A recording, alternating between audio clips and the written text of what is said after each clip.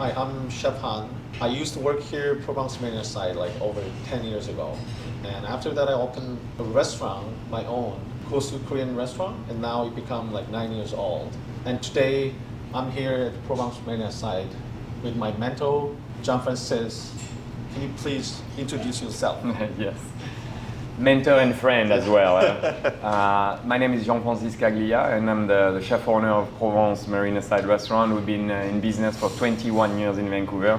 And I had the pleasure to work with Han, for quite a few years actually, becoming a sous chef and everything. Yeah, awesome time. So this is a lot of work. So this is my mom recipe, and it's a lot of hard work. We have to squeeze really hard to get a nice flavor out of all the fish and things. 어머니가 이제 굉장히 유명한 셰프예요. 그 프랑스에서 아마 최초로 여성 셰프로서 굉장히 명성을 날렸던 분이세요. 인간적으로나 셰프로서 충분히 그 존경을 받을 만한 분이시고요. 음식뿐만 아니라 인생도 가르쳐주시고 그런 고마우신 분이십니다. That's it. Day by day, Always, small, but like always improving. Very important for longevity. You know, you came and you worked like some lunch and some dinner and brunches and more dinner and things. So and you were eager to learn. You told me, and then you become sous chef. And it was like almost in a year or something, like very fast, no? Yeah, you knew pretty much everything in the restaurant. Thanks to you, you gave me a chance. You. Yeah. So like when I was working here, or even now, is there any your favorite, the Korean food? I remember your first restaurant that you opened. You had like some kind of a tartare. Beef tartare. Yeah, beef tartare. And so we do beef tartare also in France. Yeah. It's a very classic dish in France, and I was surprised to see that Korean. It's classic too for us. It's a classic too. And we do put eggs on top. Yeah, we do the same thing. Okay, well, they're similar, you see. Similar, yeah. There's some similarities. Like and stew, I guess the French do a lot of stew. I feel like you guys also, some of the dish that you can see. There's a dish in French also called pot-au-feu. Pot-au-feu is like a... pot-au-feu, it's like a boiled, like clear bouillon with like meat and veggies inside and stuff like this. Not spicy necessarily, but so you guys do. Exactly the same thing. We have called galbitang, which is like beef shorik soup. Yeah. It's clear flavor of like beef. Yeah. Mixed with the vegetable. Yes. So yeah, we do have similarity for sure. Yeah. When people, non-Korean, when they think of what Korean food is, they come up with like first thing is like Korean barbecue. Yeah. So that's true. Yeah. And even for me, before I met you, we go in Korean food. We go Korean barbecue. Although at the time, I must say, it was okay, but it was like all you can eat Korean barbecue, so they give you the meat. I mean, it was still good. We enjoyed with the kids when my kids were young and stuff, so we grill our own, and it's always fun. Or maybe it is a true reflection of Korean food, and then you have, some pickled veg as well, a little bit. But I don't think it was like top quality restaurant. Yeah. So a Korean grill, top quality. Is that in the next project for you, maybe? Yes, sir.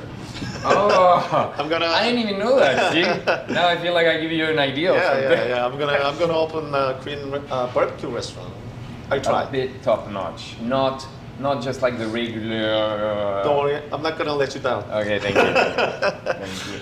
So when I was here and was trained under you, and I realized like you guys use a lot of spices, parsley. Me from the south of France, so we use the fresh thyme, rosemary, of course, parsley.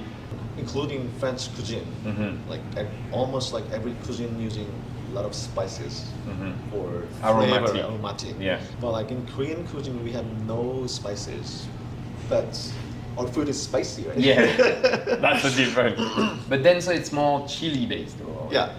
But that's not spices, right? Right. I mean, as a Korean, we make like a pretty good food without spices. Yeah, because I feel it's probably a mix of because I feel you do like a lot of the stew, and once you do this, so whether you have a meat and all the veggie you put in there, so different kind of veggie, kind of become your aromatic. Oh. Okay. Because it makes an osmosis, right? You know, when you cook in a pot, water, meat, veggies, at one point, once everything is cooked to the dead center, there is an exchange of flavor between the meat and the vegetable and the bouillon.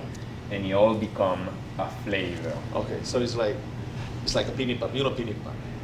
You know bibimbap? Yes, Like yes, you know, yes. meat and a lot of vegetable and Yes. the sauce is basically same idea. So in Korean cuisine we have rice and soup and others a lot of side dishes or meat on the table. That's and, right. and we Pickle pick, as well. You do a lot Yeah. of pickle, yes. like fermentation Fermentation. and like soy sauce Yes. or chili paste, gochujang. We make all the flavor from it, and also when we're eating on the table, we put rice in the mouth, and also we pick any side dishes to our mouth, To and add a little bit. we chewing it, and we create like some other flavor. Yes, yes, Right? yes. I get So- it. Yeah. So without For without sure. like spices, we still make like pretty Tasty decent, food. tasty Definitely. food. Yeah. You know what you're talking about fermentation. So But kimchi. taste kimchi.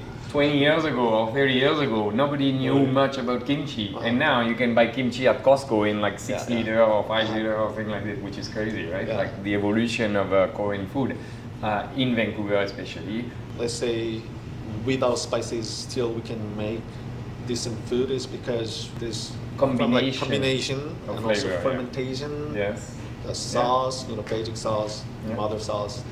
That's how it's different like from other cuisines. Yes, right? yes, So yes. without spices.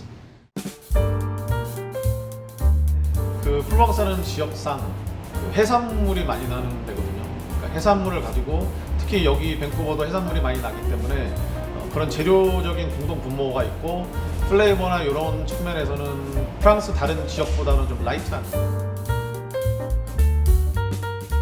What do you think of the strength of Korean food compared to other cuisines? So we need to survive. We need to compete to other cuisines too. Right.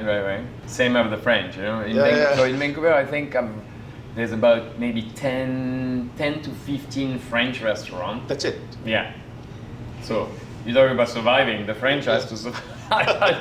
Japanese restaurant, I think about 600 restaurant, Japanese restaurant. Vancouver, Lower Mainland. I don't know about Korean, but there's probably more than French for sure. How about we approach this way? Korean food itself, I'm sure it has strengths. It's tasty. Well, right? it's tasty food. I think it's fairly affordable as well, so you can have a bigger market as well, right? Now, like Korean culture is so become popular. Well, since that show too, Yeah. the Squid Game. Squid Game. You remember But all Squid of Game? that brought Korean another level as well. And I think you were talking earlier talking about the cultural Culture, power. yeah, cultural power, yeah. Yes. And I think that's amazing. Yeah, like right? music with music, film, through like food. drama, food. So like when they watching film and also drama, they saw what they're eating, right? Oh, what is that? I want to try it. Yes, So there's yes. like a lot of demand now to try Korean food. Yes. If you like forecast the future of Korean food in Vancouver, are you pretty much like positive? Or? With all the chefs that I sponsor to come in my restaurant, I guarantee you out of them, it's going to be more restaurant, Yeah, more Korean restaurant for sure. Yeah. It's the same of Japanese food, Same. 25 years ago, 30 years ago, it was a few Japanese restaurants. Not everybody used to go to Japanese restaurant. They were like, oh, raw food, no, I can't eat this. Oh, and especially being in Canada, coming English, base, raw food was not a thing. So now it's just part of our life. And now it's part of our life, and it's so popular. Okay. So there's definitely a possibility. Okay. But on the other hand, you tried many Korean restaurants, I believe. And is there anything like you can recommend the owners or for like improvement for the business? Maybe in general, service would be the thing that they need a bit of an improvement of, because most of your client base, whether they're Korean or non-Korean or anybody, they're still used to the service we get in most restaurants in Vancouver, let's say.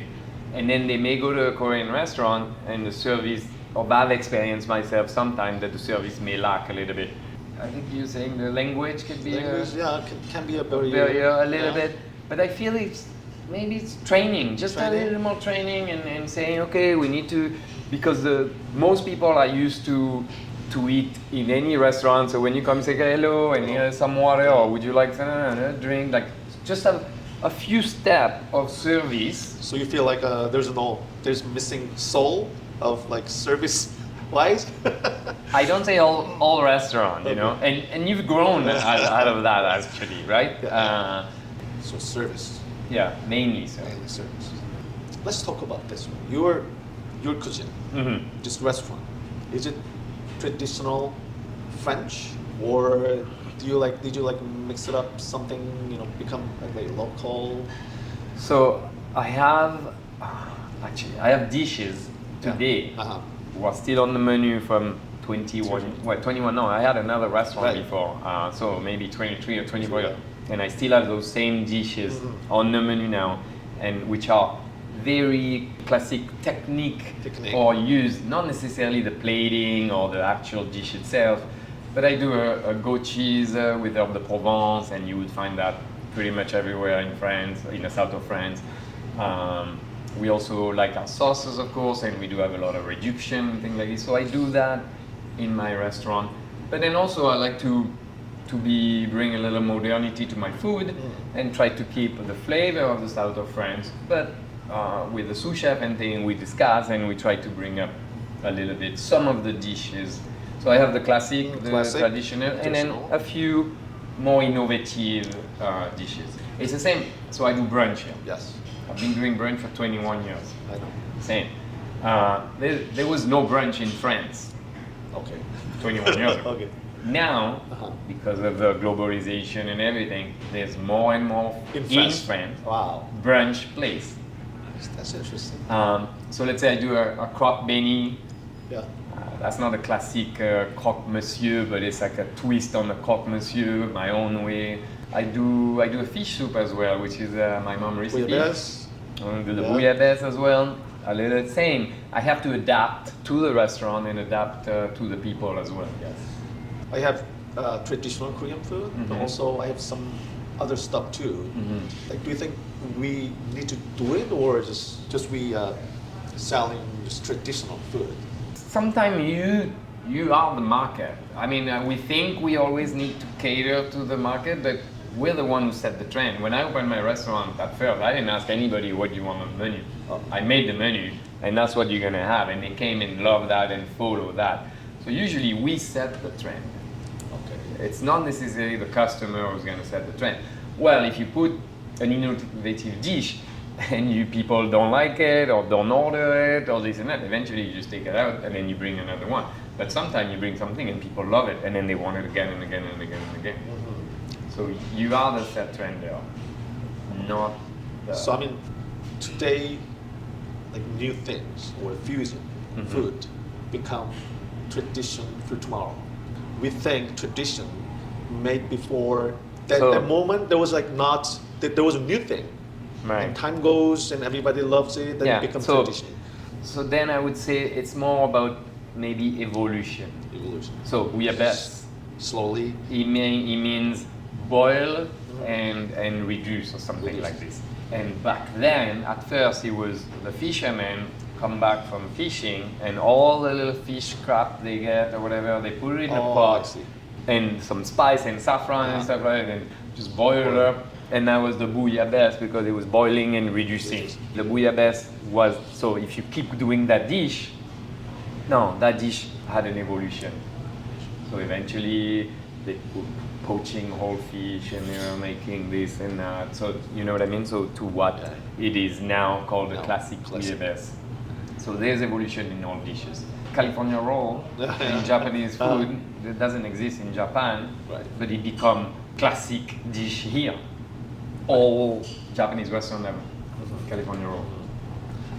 We can keep traditional food and also at the same time some percentage like we can try something new, right? Yeah. What I felt with you is your passion at first for cooking, passion for restaurant, and then you wanted to grow and you wanted to do something else and you wanted to create your own business. And that's where we we met on another level as well. Or you were interested in selling your restaurant to me. Hey, one day, one day you come with when you got a lot of money. tell This me is a first, beautiful okay? location, you know. Hey, you're looking for a new restaurant? Yeah, come here. No, imagine. So I don't know. And you're saying you have the 3 oceans. So now my mind just go crazy. Seafood Korean restaurant. Only seafood. That's again specialized on seafood, and you have the waterfront. This would be the best location, yeah. Thank you for the time. You're welcome. And Always a pleasure to Yeah. help out if I can help out, but whatever.